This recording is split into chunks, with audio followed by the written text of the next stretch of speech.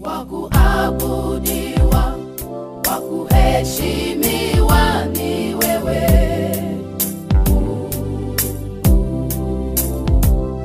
Wa kupewa sifa na utukufu